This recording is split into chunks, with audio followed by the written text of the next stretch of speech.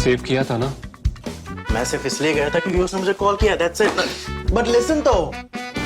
Save it for someone else. जिंदगी में save करना जरूरी है, मगर जब बात पैसों की हो, सिर्फ सेविंग से काम नहीं चलेगा। इक्विटी म्यूचुअल फंड्स में इन्वेस्ट कीजिए और अपने सेविंग्स को आगे बढ़ने का मौका दीजिए। Mutual fund investments are subject to market risks. Read all scheme-related documents carefully. The print में आपका स्वागत है। कश्मीर फाइल्स पर इजरायली फिल्म निर्माता नादव लापिड का बयान क्या दर्शाता है? चीन में चल रहे विरोध प्रदर्शन से क्या कुछ बदलेगा? और जुडिशियल अपॉइंटमेंट्स, जजों के अपॉइंटमेंट्स पर न्यायपालिका और सरकार के बीच एक बार फिर छिड़े तनाव का क्या समाधान है? पिछले हफ्ते आपने एक बार फिर हमें ऐसे ढेर सारे सवाल भेजे और आज की इस एपिसोड में हम ऐसे ही सवालों पर चर्चा करेंगे हेडलाइंस के पीछे शेखर के साथ। मैं अपूर्वा मंधानी और मेरे साथ है हमारे editor in chief Shekhar Gupta. स्वागत है आपका शेखर। धन्यवाद अपूर्वा, बहुत न्यूज़ी वीक है ये और दुनिया भर की खबर है, देश में भी है विदेश में भी और है। खेलकूद से जुड़ी भी खबर है। खेलकूद से हाँ, पीटी उषा आईओए में आ रही हैं और बहुत खिलाड़ी और आ गए हैं आईओए में। हालांकि मुझे इसमें पूरी बात, मुझे उसमें कुछ शक है कि ये बहुत अच्छा प्रयोग होगा कि नहीं, क्योंकि जिसको 400 मीटर सबसे अच्छा दौड़ना आता है उसको ये हिसाब किताब, डेबिट, क्रेडिट, क्योंकि ये एसोसिएशन चलाना बहुत मैनेजमेंट के काम होते हैं, पर फिर भी उस पर भी बात करेंगे। चलिए शेखर, सबसे पहला जो सवाल है वो कश्मीर फाइल्स पे है। काफ़ी कंट्रोवर्शियल रहा है पिछले कुछ दिनों में पूरा मुद्दा। अक्षत मोहंका 345 इनका यूज़र नेम है। ये पूछ रहे कश्मीर फाइल्स पर नादव लापिड की टिप्पणी के बारे में आप क्या सोचते हैं? ये हमारे मेंबर हैं कि नहीं? नहीं, मेंबर नहीं। आप मेंबर बनिए अक्षत जी, है ना, क्योंकि आपकी मेंबरशिप के बिना हमारा क्या होगा कल को। तो आप मेंबर बनिए और आप सब लोग मेंबर बनिए। तो ये देखिए, इन्होंने जो कहा, जो नादव लापिड ने, ये उन्होंने ये नहीं कहा कि कश्मीर में क्या हुआ या क्या नहीं हुआ। उनके ऊपर हमला इस बात पे हुआ कि आपने कह दिया कि कश्मीर में कुछ नहीं हुआ। अब कश्मीर में उनको ना कोई नॉलेज है जी। वो एक फिल्म बनाने वाले हैं और जो फिल्म के जो अवार्ड्स का जूरी था, जिसको देखना होता है फिल्म कितनी अच्छी है, उसकी सिनेमाटोग्राफी कितनी अच्छी है, उसकी कहानी कितनी अच्छी है, वो कितनी कन्विंसिंग लग रही है, कितनी ऑथेंटिक लग रही है, वो फिल्म के ऊपर टिप्पणी थी उनकी। और उनकी वो जाती टिप्पणी नहीं थी, उनकी व्यक्तिगत टिप्पणी नहीं थी। वो उन्होंने कहा कि सारे जूरी का ये व्यू था कि वो फिल्म जो है वो एक प्रोपेगेंडा फिल्म है, अगली प्रोपेगेंडा फिल्म है। तो ये उनका एक मत है, आप उन्हें माने या ना माने तो आप उनसे नाराज भी हो सकते हैं, आप उनको बुरा भला भी कह सकते हैं, गाली मत दीजिए, मतलब एक शालीन तरीके से बुरा भला भी कह सकते हैं। लेकिन इसको ये कहना कि आप इस बात से इनकार कर रहे हैं कि कश्मीरी पंडितों के साथ ज्यादती हुई थी बहुत भारी कश्मीर में, तो ये ठीक नहीं है, क्योंकि उसको वो बात पता भी नहीं है और उसने कहा भी नहीं। उसने ये नहीं कहा कि ये तो आपने टोटली मिथ बना दी है ना, मिथक बना दिया, ऐसा कुछ नहीं है। तो उसके लिए जो उसके ऊपर हमला हुआ कि अगर ऐसा है तो आप लोग ये बोल रहे कि क्या होलोकॉस्ट भी नहीं हुआ था, तो ये एक मैं कहूँगा कि बहुत अच्छी, थोड़ी भद्दी बात हो गई, क्योंकि इजराइल हमारा दोस्त देश है। उसके अलावा हमारे देश में हम इतने अनपढ़ नहीं हैं, हम पढ़े लिखे हैं, हमको ये बात की समझ है कि होलोकॉस्ट हुआ था। और होलोकॉस्ट का मतलब क्या था कि 65 लाख जूस, इसका मतलब दुनिया भर में जितने जूस थे उनमें से 1/3 जूस इंडस्ट्रियल स्केल पे हिटलर ने मारे। आज हमारे यहाँ पे सुबह आप देखिएगा, ये हमने ऑलरेडी छाप दिया है, इसको दिखा दिया है।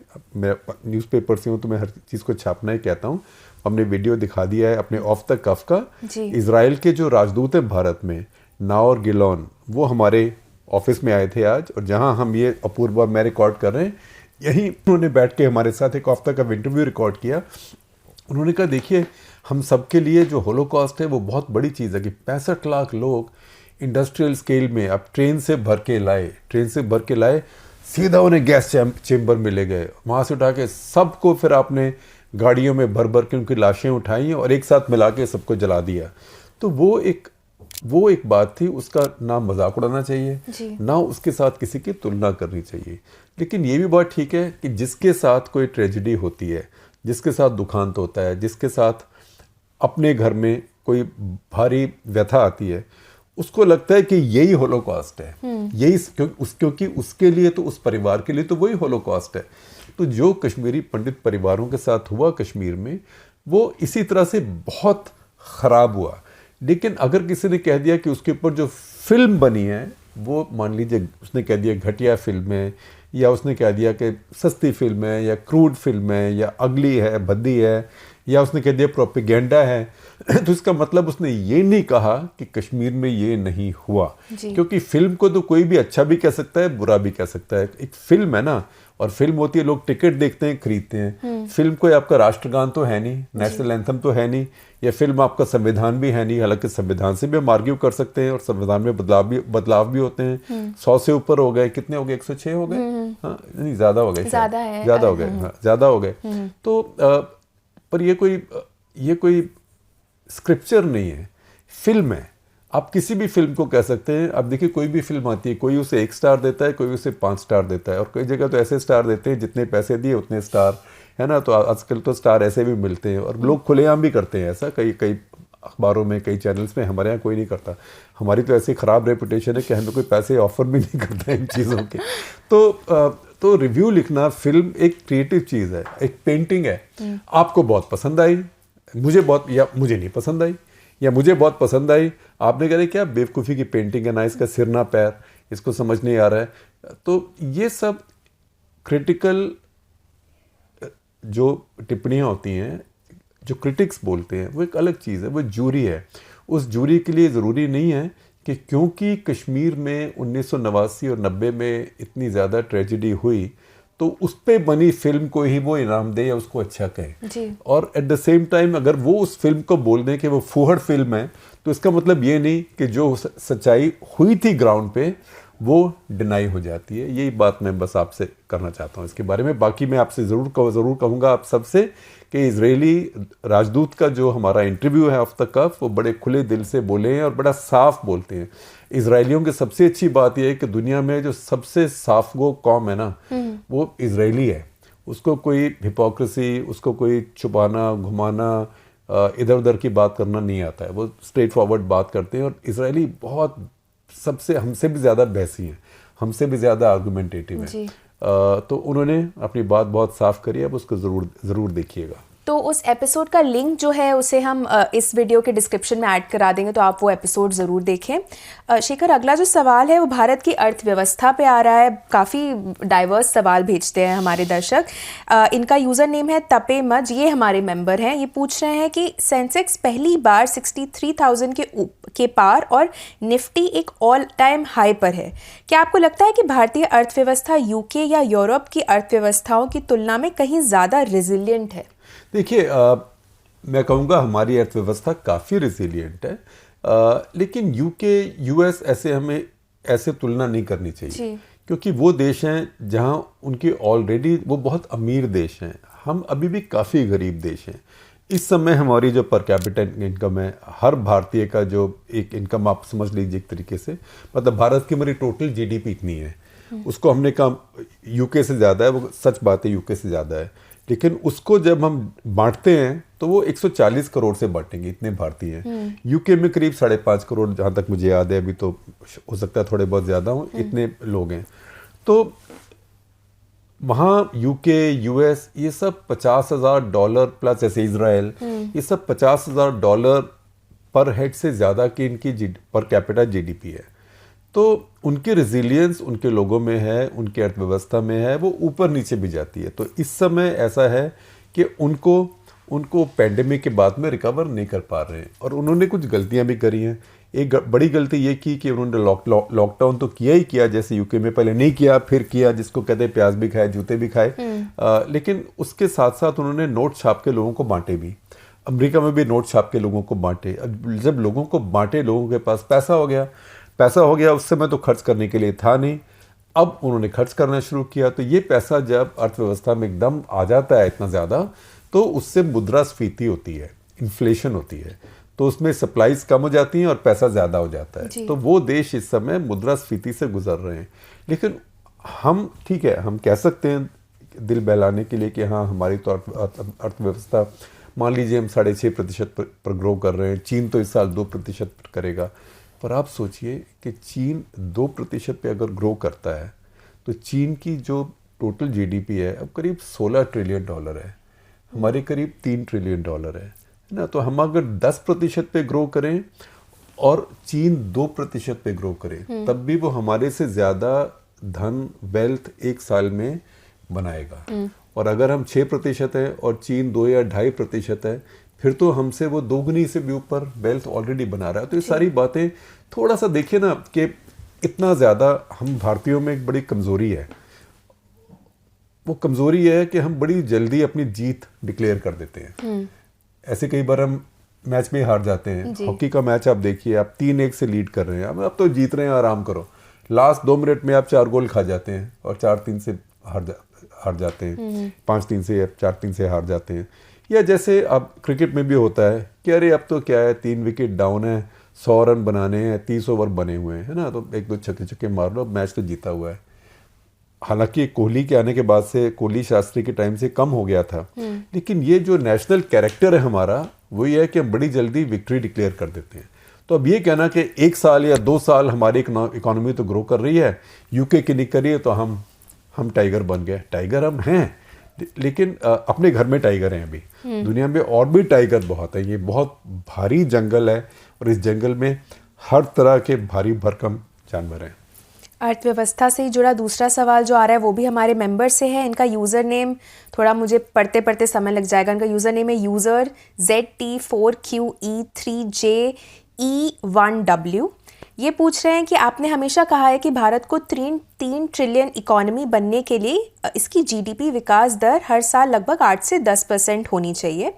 ये कहाँ तक संभव है, ये देखते हुए कि तेल की कीमतों में वृद्धि हो रही है, अमेरिका मंदी का सामना करने की तैयारी कर रहा है, ग्लोबल रिसेशन का डर है और चीन कोविड और लॉकडाउन से जूझ रहा है। देखिए, मेरे ख्याल आप 3 ट्रिलियन या 5 ट्रिलियन डॉलर की बात कर रहे हैं।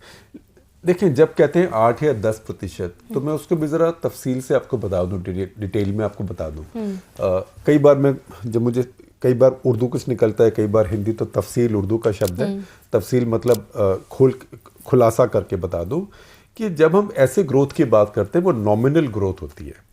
जब हम वैसे जीडीपी ग्रोथ की बात करते हैं तो वो नेट ऑफ इन्फ्लेशन होता है। तो मान लीजिए कि आपके यहाँ इन्फ्लेशन है, अब जैसे इस साल हम कहेंगे हमारी ग्रोथ होगी 6.5%, तो वो हमारी नेट ग्रोथ होगी। 6.5% अगर हमारी ग्रोथ है और 7% अगर हमारा इन्फ्लेशन है, तो हमारी जो नॉमिनल ग्रोथ होगी वो 13.5% होगी। अच्छा। तो ऐसे जो कहते हैं 10% ग्रोथ, 11% ग्रोथ, ये एब्सोल्यूट के ऊपर होती है। तो आपका जो 3 ट्रिलियन इकोनॉमी का भी साइज है वो जो नॉमिनल ग्रोथ होगी उसके हिसाब से बढ़ेगा। तो ये एक चीज़ होती है जो समझने की होती है, थोड़ी कॉम्प्लिकेटेड होती है। मैं भी लोगों से पूछता हूँ तभी मेरे को समझ आती है। दूसरी बात, दुनिया में अमेरिका में रिसेशन नहीं है, अमेरिका में रिसेशन का खतरा है, लेकिन अमेरिका में उन्होंने बहुत से ऐसे कदम उठाए हैं कि अमेरिका की इकोनॉमी बाय एंड लार्ज अच्छी है जी। जो बाकी जो विकसित देश हैं उनसे बहुत अच्छी स्थिति में है। और अमेरिका में ये एक उनमें सामर्थ्य है कि वो जब मुसीबत आती है तो उसको जिसको हम कहते हैं take it on the chin, वो छुपते नहीं है। वो यूरोप वालों की तरह कहते नहीं अरे भैया मुझे कुछ दे दो, मेरे पास गैस नहीं है, मेरी मदद कर दो।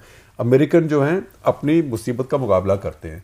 नौकरी जाए, बिजनेस बंद हो जाए, खेत में चले जाएंगे, मिड वेस्ट में वहाँ कैंपर में रहेंगे, 6 महीना खेत में काम करेंगे, जो डेली वेज मिलती है पर घंटे के हिसाब से, उसके हिसाब से रहेंगे, फिर वापस आ जाएंगे, फिर वो बाउंस बैक करते हैं। तो अमेरिका का बाउंस बैक करने में टाइम लगेगा नहीं। यूरोप की समस्या कोई और है। यूरोप की समस्या, एक तो ये जो युद्ध हो रहा है ये भारी है। अब रूस के ऊपर सैंक्शन तो लगा दी, लेकिन सैंक्शन के अपने कॉन्सिक्वेंसेस हैं। अभी मैं आज देख रहा था, बड़ी हंसने की बात है कि जर्मनी ने पहले कहा, क्योंकि जर्मनी बहुत बड़ा सपोर्टर है कि क्लाइमेट चेंज नहीं होनी चाहिए, दुनिया में कोयला नहीं जलना चाहिए, तो उन्होंने कहा कि हम उन देशों को जो कोयला बहुत जला रहे हैं उनको पैसा देंगे ताकि कोयले से किसी और चीज़ को शिफ्ट कर जाए। तो ये हास्यास्पद बात है, लेकिन ये सच्चाई है यूरोप की। तो $800 मिलियन उन्होंने पिछले साल साउथ अफ्रीका को दिया। साउथ अफ्रीका में बहुत कोयला होता है कि आप कोयला मत जलाइए अपने पावर प्लांट्स में जी। हम आपको इतना पैसा देंगे क्योंकि आपका खर्चा बढ़ जाएगा और सोर्सेज से बिजली बनाने के लिए। साउथ अफ्रीका में बाय द वे अभी भी पावर कट्स होते हैं। तो साउथ अफ्रीका ने पैसा लिया, उन्होंने कोयला यूज़ करना कम कर दिया। इस साल क्या हुआ, यूक्रेन में युद्ध हुआ, रूस की गैस आनी कम हो गई और ख़तरा हो गया जर्मनी को। एक जर्मन के लोगों का अपना भी दिमाग एक और तरह का है, तो उन्होंने कहा कि हम अपने यहाँ पे, क्योंकि हमारी जो ग्रीन पार्टीज़ हैं, जो एनवायरमेंटल पार्टीज़ हैं, क्योंकि कोalition है, वो कहती है कि आप न्यूक्लियर पावर मत बनाओ। तो उनके पास न्यूक्लियर पावर प्लांट थे, बारी बारी बंद किए जा रहे हैं। इस साल जो बाकी 3 बचे थे वो भी बंद कर रहे हैं। तो अब बिजली की कमी हो गई, सर्दी आ रही है, अब क्या करें। तो उसी जर्मनी ने अब कोयला जलाना शुरू कर दिया और बड़े भारी लेवल पे कोयला जलाना शुरू किया। और वही जर्मनी करीब 700-800 मिलियन डॉलर का अभी साउथ अफ्रीका से कोयला आयात कर रहा है। तो आप सोचिए अब इसको क्या कहेंगे आप। तो यूरोप की कुछ ऐसी समस्याएं हैं। यूरोप अपने ही जाल में फंसा हुआ है। लेकिन ये दुनिया की अर्थव्यवस्था में ये एक साइकिल होता है, ये चक्र चलता रहता है। कुछ नीचे होता है, कुछ ऊपर होता है और कभी रुकता नहीं है। तो आप देखिए, जब अगर हम ये सोचना शुरू कर दें अरे भैया उनकी तो हालत ख़राब है तो हमारी भी हो जाएगी, किसी का कुछ होगा नहीं, तो हमारी तो रोते रोते हालत ख़राब हो जाएगी और वो इतने में खड़े हो जाएंगे। तो जब आपको बॉल मिले फुल टॉस, तब उसको मारना चाहिए। अभी हमको फुल टॉस मिली हुई है इंडिया को। ये नहीं कि अरे यार मेरे को तो फुल टॉस मिली है, बाकी सबको तो अब इस टाइम बड़ी उनकी स्पिनिंग पिच है, वो कुछ कर नहीं पा रहे हैं, बड़ी स्विंगिंग पिच है, कुछ कर नहीं पा रहे। तो जब उसको भी फुल टॉस मिलेगी तब मैं भी मार लूंगा, फिर तब आपको फुल टॉस नहीं मिलेगी। तो ये ऐसी एक स्थिति है। हमारे लिए एक अच्छा समय है ये, जिसको कहते हैं स्वीट स्पॉट। ये स्वीट स्पॉट है, पर इसका मतलब ये नहीं कि हम दुनिया भर से आगे निकल गए और दुनिया भर पीछे रह गए और कभी आगे नहीं आएगी। इसके साथ जो अगला सवाल है हमारा, वो आ रहा है आदित्य 7487 से, जो कि हमारे मेंबर हैं। वो पूछ रहे हैं कि कोलिजियम सिस्टम पर सरकार और सुप्रीम कोर्ट के जजों की हालिया टिप्पणियों को ध्यान में रखते हुए क्या आपको लगता है कि सरकार 2015 के सुप्रीम कोर्ट के फैसले को ध्यान में रखते हुए एनजेएसी को किसी और रूप में वापस लाने की कोशिश करेगी? देखिए, अब ये बिल्कुल साफ लग रहा है कि सरकार ये कोशिश ज़रूर करेगी और मुझे लगता है कि फाइनली इसमें जो फैसला भी होगा वो फिर से कुछ ले दे के ही होगा। अच्छा। क्योंकि सारी जो पावर मिली हुई है जुडिशरी को, ये भी बहुत ज़्यादा है और ये भी कुछ नहीं लगता कि जुडिशरी ने जो जजेस चुने हैं वो सारे बहुत अच्छे जज हैं, क्योंकि उन्हीं के चुने हुए ऐसे भी जज होते हैं जो कहता है कि वो मोर के आंसू मोरनी पीती है तो उसके अंडे होते हैं, बच्चे देती है। उसको ये भी नहीं पता था कि मोरनी अंडे देती है, बच्चे नहीं देती है ना। तो ऐसे और कैसे भी जज हैं हाई कोर्ट में, जो सुप्रीम कोर्ट ही जैसे हिमाचल के एक जज हैं, उनके जजमेंट वापस करता रहता है कि हमें समझ ही नहीं आई क्या हुआ। तो वो किसने चुने थे? ये सब पीछे अब देखिए, कुछ हमारे चीफ जस्टिस, कुछ हमारे सुप्रीम कोर्ट की जजमेंट्स, ये सब जो आई हैं ये उन्हीं जजेस द्वारा दी गई हैं जिनको कोलिजियम ने चुना है। तो जब किसी भी इंस्टीट्यूशन के पास बहुत ज़्यादा शक्ति हो जाती है तो उसके अंदर जो दो जोड़ तोड़ बार्गेनिंग, तू मेरा एक ले ले मैं तेरा एक ले लेता हूँ, वो होने का चांस बहुत ज़्यादा हो जाता है। तो मैं समझता हूँ कोलिजियम सिस्टम को बंद नहीं होना चाहिए, लेकिन उसको थोड़ा खुलना चाहिए। और ऐसे मुझे लगता है ये समझौता भी बाद में होगा। ये सोचना कि सरकार बिल्कुल ही कोलिजियम को ख़त्म करके फिर से ऐसा कानून पास कर देगी, अगर कर भी देगी तो किसी भी सुप्रीम कोर्ट में वो स्ट्राइक डाउन हो जाएगा। अगला सवाल जो है वो एक और मेंबर से आ रहा है, इनका यूज़र नेम है अमेय पीसी। ये पूछ रहे हैं कि ओटीटी, अब बोल रहे हैं ओटीटी प्लेटफॉर्म्स पेड होते हैं और इसलिए हाई क्वालिटी कंटेंट देते हैं। क्या आपको लगता है कि ये भारतीय न्यूज़ चैनलों के साथ भी संभव है? क्योंकि वो बोल रहे हैं उन्हें लगता है कि जब तक हम न्यूज़ चैनलों को पे नहीं करते हैं तब तक वो ख़राब कंटेंट देते रहेंगे। क्या भारतीय न्यूज़ का अपना नेटफ्लिक्स मॉडल हो सकता है? देखिए, कोशिश तो हमारी भी यही है, इसीलिए आप जैसे लोग जो हमारे मेंबर हैं, आपका बहुत बहुत धन्यवाद और बाकियों को भी बनना चाहिए जी। तो क्योंकि आप देखिए, आप एंटरटेनमेंट के लिए देते हैं, आप दिल लगाने के लिए देते हैं, लेकिन आप ज्ञान बढ़ाने के लिए, दुनिया की सच्चाई जानने के लिए, उसके लिए पैसा क्यों नहीं देते हैं? क्योंकि जो ओटीटी तो मोस्टली तो फिक्शन ही दिखाता है, थोड़ा बहुत डॉक्यूमेंट्रीज दिखाते हैं, बट मोस्टली तो फिक्शन ही दिखाता है और इतना खर्चा भी नहीं होता न्यूज़ में आपका। तो मैं कहूँगा कि कुछ पैसा आप न्यूज़ के लिए भी सब लोग अलग रखिए, वो बहुत ज़रूरी है, क्योंकि उसके बिना हम नहीं कर सकते। अब क्या हो रहा है कि न्यूज़ चैनल्स भी जो हैं वो ज़्यादातर अब सोचते हैं कि अरे यार लोग तो सिर्फ एंटरटेनमेंट देखते हैं और हम भी एंटरटेनमेंट दिखाते हैं, तो कोई तू मैं जिनको रावण चैनल कहते हैं, 10 सिर एक दूसरे के साथ लड़ रहे हैं, किसी ने किसी के ऊपर कुछ फेंक दिया, किसी ने गाली कर दी, वो एंटरटेनमेंट है ना।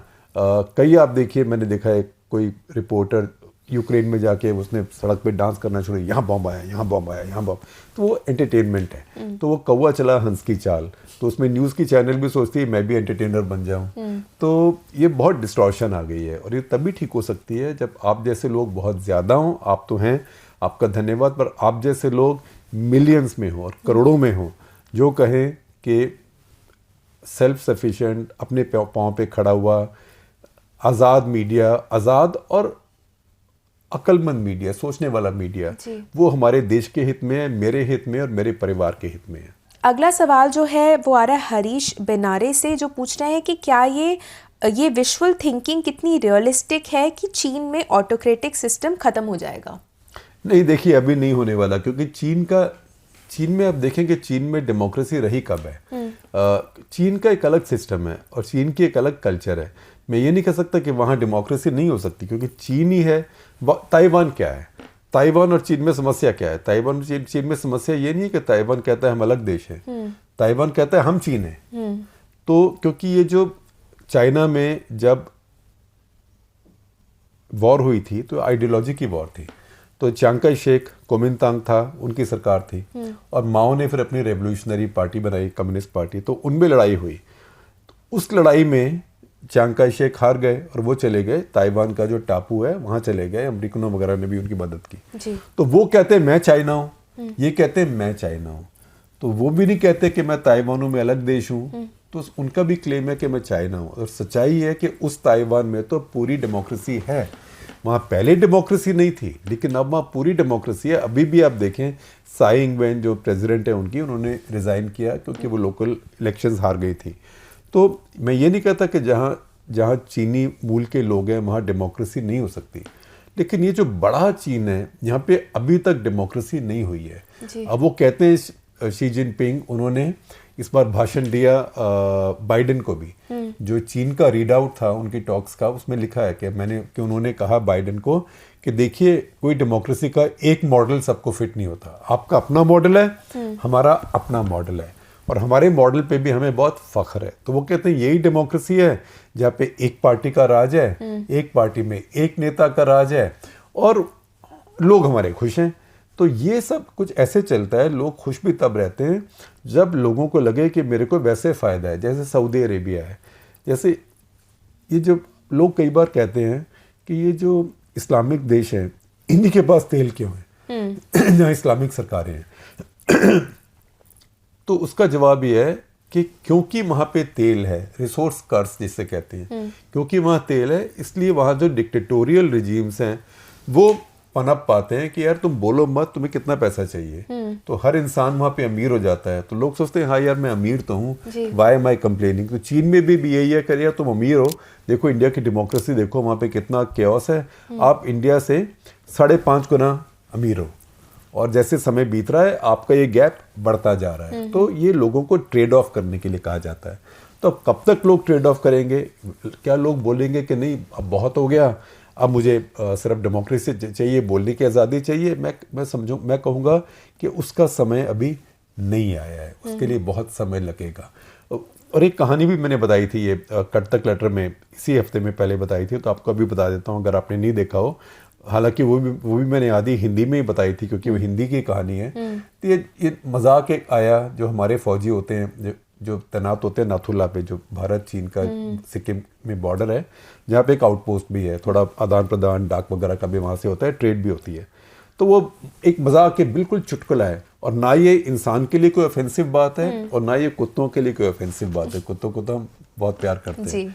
तो ये ऐसे है कि भारत का एक कुत्ता भाग के जा रहा था चीन की तरफ बहुत तेजी से। उधर से एक चीन से कुत्ता भाग के आ रहा था तेजी से भारत की तरफ। तो चीन के कुत्ते ने भारत के कुत्ते से कहा, कुत्तों की भाषा में, कह रहे भाई तुम उधर क्यों जा रहे हो अपना देश छोड़ के? तो भारत के कुत्ते ने कहा यार मैंने सुना है तुम्हारे देश में खाने पीने का बहुत अच्छा इंतजाम है, मेरे देश में तो ज़रा कमी रहती है, और वैसे भी ज़्यादा लोग वेजिटेरियन भी होते हैं, मेरा मालिक भी वेजिटेरियन है, तुम्हारे यहाँ तो सब नॉन वेजिटेरियन है, मुझे वो भी पसंद है। तो मैं तुम्हारे देश जा रहा हूँ ताकि खाने को बहुत अच्छा मिलता है वहाँ पे, लेकिन तुम ये बताओ कि तुम इतने अच्छे देश को छोड़ के जहाँ खाने को इतना अच्छा मिलता है तुम इंडिया क्यों जा रहे हो? जी। तो उसने बोला खाने को तो मेरे देश में बहुत मिलता है लेकिन भौंकने की इजाजत नहीं है। तो भौंकने की आज़ादी भी चाहिए। हाँ जी। तो देखिए, चाहे कुत्ता हो चाहे इंसान हो, उसका पेट भी भरा होना चाहिए, जेब भी भरी होनी चाहिए, लेकिन मुंह खोलने की आज़ादी भी उसको चाहिए। चलिए, इसी चुटकुले के साथ आपने तेल की बात की। अगला जो सवाल है, इनका यूज़र नेम है यूज़र MY8NN7CRNR। ये पूछ रहे हैं कि हाल में यूएसए ने शेवरॉन कंपनी को वेनेजुएला से ऑयल निकालने के लिए अलाउ किया है और इंडिया भी रशिया का अल्टरनेटिव वेनेजुएला को देख रहा है और प्राइस को लेकर इन पे बातचीत चल रही है। क्या आपको नहीं लगता कि अगर वेनेजुएला फिर से ऑयल सेल करना शुरू करता है तो मिडिल ईस्ट की मोनोपोली पर असर होगा और इंडिया के लिए अच्छा साबित होगा? और यूएसए, वो ये भी पूछ रहे हैं कि यूएसए अब क्यों वेनेजुएला से ऑयल बाय करने के मूड में है और क्या इससे वेनेजुएला की एक नई शुरुआत होगी? देखिए, दुनिया में 5 बड़े देश हैं जहां तेल निकलता है। उनमें से सबसे बड़ा वेनेजुएला है। सबसे ज्यादा जखीरा जो है क्रूड ऑयल का, वो वेनेजुएला के पास है। इन 5 देशों में एक वेनेजुएला है, एक ईरान है और एक रूस है। ये तीनों में इसलिए गिन रहा हूं कि तीनों देशों को अमेरिकनों ने सैंक्शन करा दिया। अब दुनिया के 5 सबसे बड़े ऑयल प्रोड्यूसर्स में से अगर आप 3 को बंद करा दें तो बाकियों की तो चांदी हो ही जाएगी और दाम बढ़ता जाएगा। और बाकी बोलेंगे, सऊदी अरेबिया भी बोलेगा मैं क्यों अपना ज्यादा निकालूं, मेरे पास तो लिमिटेड ही है ना, मैं पहले अपना खत्म कर दूं तो बाद में क्या करूंगा, मैं भी कम निकालूंगा, दाम बढ़ने दो उसको। तो कई काम होते हैं जो देश करते हैं अपने राजनीतिक लार्जर जिसे कहते हैं इंटरेस्ट के लिए, स्ट्रेटेजिक इंटरेस्ट के लिए।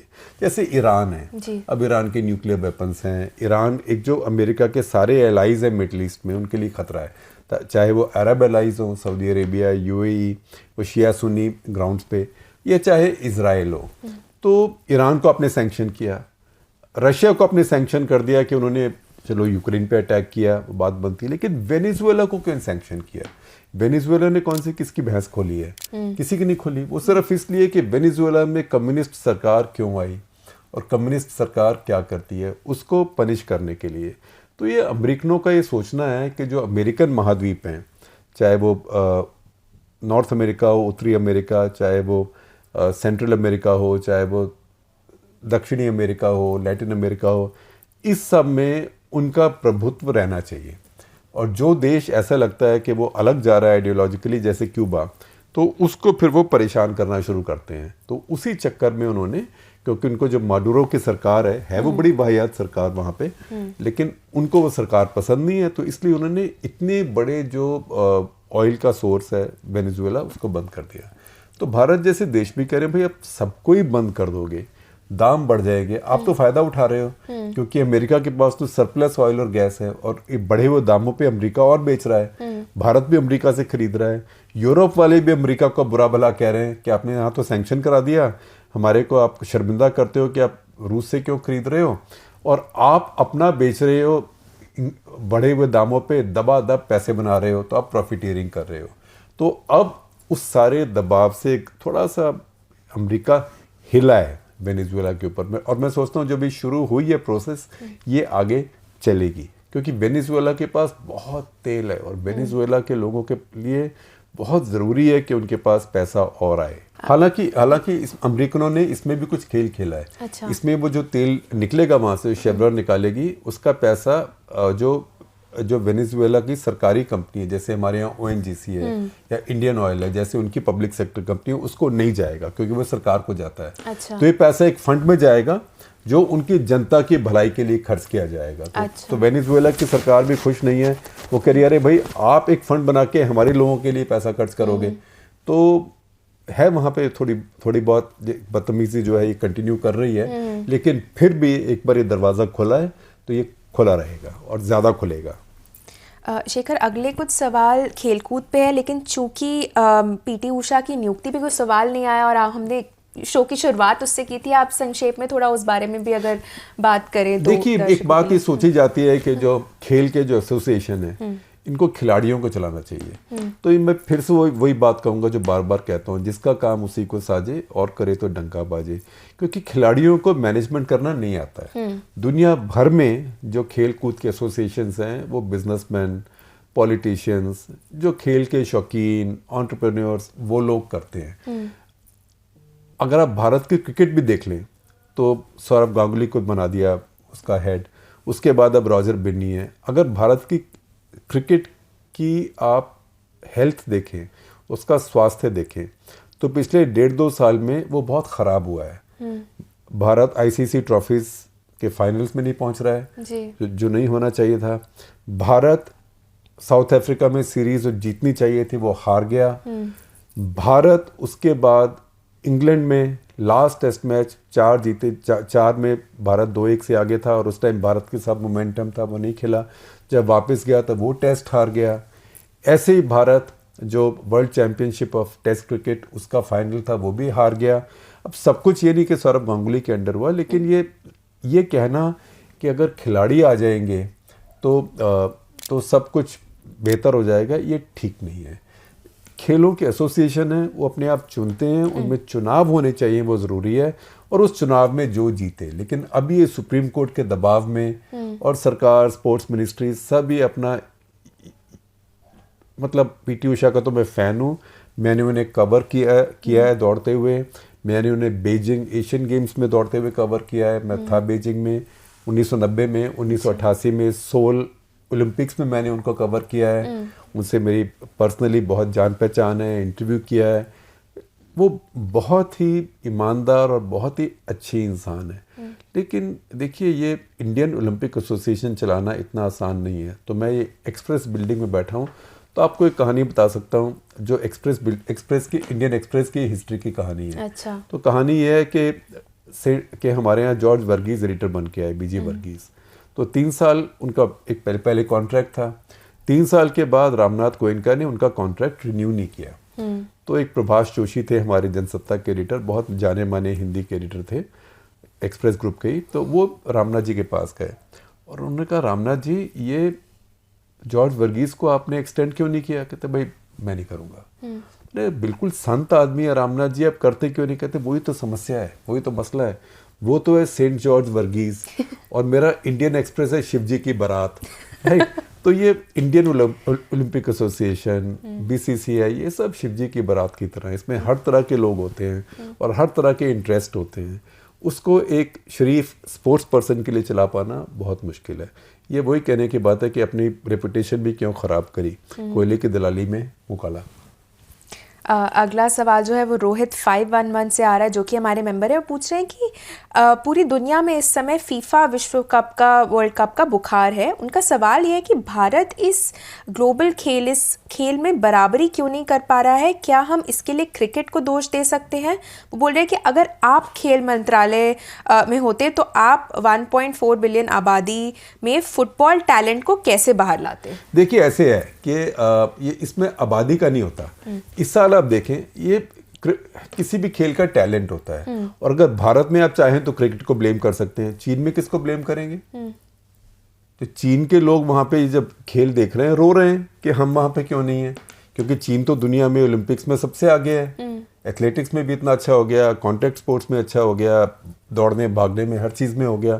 तो चीन क्यों नहीं है? तो ये एक ट्रेडिशन बन जाती है। दूसरा, कहाँ पे खेल में किस तरह का टैलेंट है, और ये आबादी का बिल्कुल कोई मतलब नहीं है। इस साल आप देखें कि इटली वर्ल्ड कप में नहीं खेल रहा है। इटली क्यों नहीं खेल रहा है? क्योंकि इटली क्वालिफाई नहीं किया। इटली जैसी टीम क्वालिफाई नहीं की, और फाइनली वो क्वालिफाई क्यों नहीं की? किसने हराया उनको क्वालिफाइंग मैचेस में? उनको हराया नॉर्थ मैसेडोनिया ने। नॉर्थ मैसेडोनिया अगर आप नक्शा देखेंगे, यूरोप का भी देखेंगे, तो ढूंढना मुश्किल हो जाएगा। उसकी आबादी जानते हैं कितनी है? उसकी आबादी करीब 20 लाख है। तो 20 लाख की आबादी के देश ने अब कल को आप बोले कि अरे यार, भारत तो 140 करोड़ का है, उसको न्यूजीलैंड ने हरा दिया, वो तो 49 लाख की आबादी है। तो आबादी का इसमें कोई मतलब नहीं है। भारत में भी हो सकता है कि एक स्टेट की टीम कल को बन जाए जो भारत की सारी टीम को हरा दे, अगर उनका आपस में मैच हो जाए। तो ये फुटबॉल बहुत कॉम्पिटिटिव है और इसमें बहुत देश दुनिया भर में खेलते हैं। इसमें इतना आगे निकलना कि आप दुनिया के 32 देशों में आ जाएं जो कि वर्ल्ड कप खेले, ये बहुत बड़ी बात है। कतर भी इसलिए है वहाँ पे क्योंकि वो मेज़बान देश है। मेज़बान देश को विदाउट क्वालिफाइंग एंट्री मिलती है। जैसे कि कल को अगर अमेरिका में ओलंपिक्स हो जाए तो अमेरिका की हॉकी टीम ओलंपिक्स में खेलेगी, आपकी जो होस्ट टीम होती है उसको एंट्री मिलती है। तो अगर भारत को ओलंपिक खेलना है फुटबॉल का, अब भारत को अगर वर्ल्ड कप खेलना है तो भारत को फुटबॉल वर्ल्ड कप यहाँ पे होस्ट करना पड़ेगा। चलिए, आखिरी सवाल आज का आ रहा है सुमन मनोचा 1442 से, जो कि हमारे मेंबर है। पूछ रहे हैं कि इंडियन क्रिकेट टीम के सिलेक्शन में बार बार एक्सपेरिमेंट्स किए जा रहे हैं, विशेष रूप से फास्ट बॉलिंग में बहुत ज़्यादा एक्सपेरिमेंट्स हुए हैं। क्या आपको नहीं लगता कि इससे ओडीआई वर्ल्ड कप 2023 की हमारी प्रेपरेशन पर एडवर्स इफेक्ट पड़ रहा है? इतने फास्ट बॉलर्स होते हुए भी अभी तक अच्छा फास्ट बॉलिंग कॉम्बिनेशन नहीं बन पाया है। आपकी इस पर क्या राय है? देखिए, पहली बात तो यह कि जो टीम मैनेजमेंट है वो डिफेंसिव हो गया है, पहले से डिफेंसिव हो गया, उसको हारने का डर हो गया है। अब ये एक अब वीवीएस लक्ष्मण, राहुल द्रविड़, ये बड़े अक्लमंद लोग हैं। अगर लिमिटेड ओवर्स में हारने के डर का क्या फायदा है? टेस्ट मैच में हारने का डर हो तो आप ठुक ठुक करके ड्रॉ कर सकते हो। लिमिटेड ओवर्स में ड्रॉ तो होता नहीं है, या आप जीतेंगे या आप हारेंगे। तो उसका एक ही तरीका है कि आप जीतने के लिए खेलें।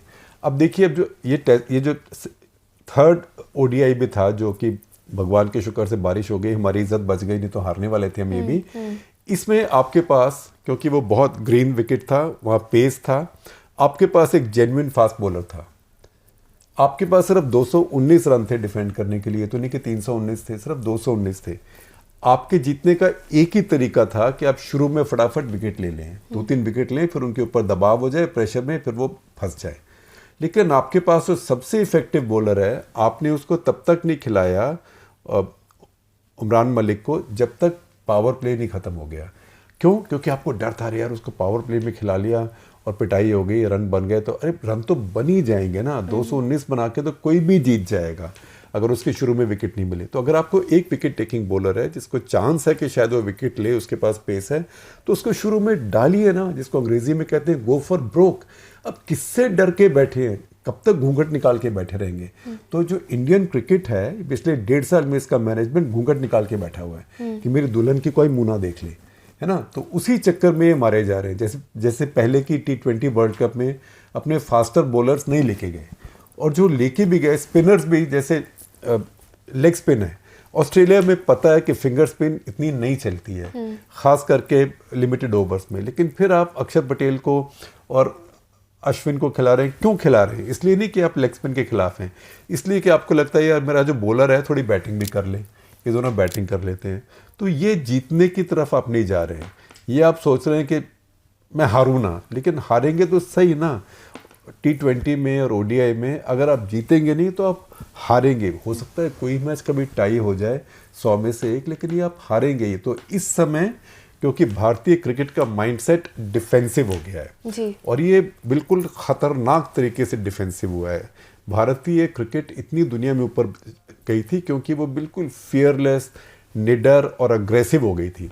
अब उसकी हवा बिल्कुल निकाल दी गई है। और ये मैं वापस जाता हूँ, ये आपको फिर से याद कराता है कि आप सिर्फ क्रिकेटर को इंचार्ज बना दें उससे, या स्पोर्ट्स पर्सन को इंचार्ज बना दें उससे स्पोर्ट्स का कुछ होने वाला नहीं है। भारतीय क्रिकेट की अच्छी भली गाड़ी चल रही थी, 5th गियर में फास्ट लेन में चल रही थी। हमने खुद ही, सुप्रीम कोर्ट ने और कुछ हमारे क्रिकेटर्स भी हैं जिनके अपने वेस्टेड इंटरेस्ट हैं, उन सब ने मिलके, उन्होंने, सुप्रीम कोर्ट ने उसके 2 पहिए पंक्चर किए और हमारे फॉर्मर क्रिकेटर्स ने 1 पहिया पंक्चर कर दिया। तो उस गाड़ी के 3 पहिए इस टाइम पंक्चर्ड हैं। अब आप देखिए क्या विडंबना हो गई है कि अरुणाचल प्रदेश को भी उसी लीग में खिलाया जा रहा है, नागालैंड को भी उसी लीग में खिलाया जा रहा है। कोई 1000 रन बनाता है उनके खिलाफ, वो 71 पे आउट हो जाते हैं। अब आप देखिए जिसने 1000 रन बनाए वो तो फर्स्ट क्लास रन है। दुनिया भर में उसकी फर्स्ट क्लास एवरेज जो है उसको कौन सीरियसली लेगा? जिसने बॉलिंग की, जिस दूसरी टीम 71 पे ऑल आउट हो गई, बल्कि एक तो मेरे ख्याल मैंने देखा था कि 12 या 10 में कुछ आउट, 2 साल पहले की बातें आउट हो गई थी, तो उसमें किसी ने 8 विकेट ले लिए। उनका क्या महत्व है? तो ये नहीं कि वो राज्य खेले ना, उन सबको अपने अपने लेवल पे खेलना चाहिए, अलग अलग लीग होनी चाहिए। लेकिन सब 1 स्टेट 1 वोट करके ये जजेस ने और ब्यूरोक्रेट्स ने भारतीय क्रिकेट का वही हाल किया है जो भारत के ब्यूरोक्रेट्स ने और भारत के राजनेताओं ने भारत के पब्लिक सेक्टर का किया है। तो जितना जल्दी इससे निकल जाए भारतीय क्रिकेट, उतना भारतीय क्रिकेट के लिए अच्छा रहेगा। चलिए, इसी बात पे हमारा आज का एपिसोड यहीं ख़त्म होता है। आशा करती हूँ आपको एपिसोड पसंद आया हो। एक बार फिर आप सभी से बोलना चाहूँगी कि आप सभी हमारे मेंबर्स ज़रूर बने। एक कन्फेशन भी करूँगी कि मैं मेंबर्स के सवालों की तरफ थोड़ी पार्शियल रहती हूँ, ज़्यादा से ज़्यादा कोशिश करती हूँ कि मेंबर्स के सवाल ले पाऊँ। तो अगर आप हमारे मेंबर बनेंगे तो एक और आपके पास फ़ायदा होगा कि आपकी जो पॉसिबिलिटी है कि शेखर आपके सवालों का जवाब दे, वो कई हद तक बढ़ जाती है। तो आप हमारे और हम मेंबरशिप के बेनिफिट्स भी अभी इम्प्रूव कर रहे हैं, बढ़ा रहे हैं जी। चलिए, हमसे जुड़ने के लिए आप सभी का बहुत बहुत धन्यवाद। बहुत धन्यवाद आपका।